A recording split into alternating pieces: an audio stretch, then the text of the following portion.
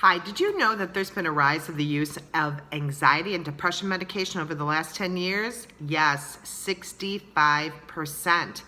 And I think it's because we've not learned the art of how to listen to our inner voice. See, brain researchers have said that we have three brains, our gut, our heart, and our head, and they're connected by a vagus nerve.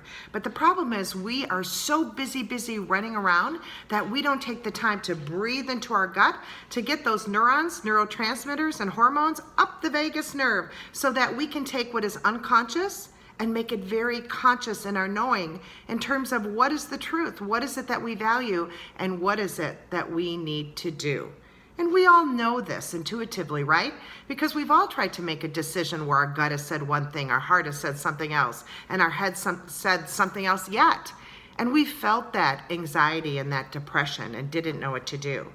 Well, that's why I've created a process called gut intelligence. Gut intelligence helps us to have the wisdom to know the truth and the guts to do something about it. So if you're interested in learning how to make better decisions that are in alignment with what you want most, come on over to my website at bizremedies.com and learn how increased gut intelligence can help you.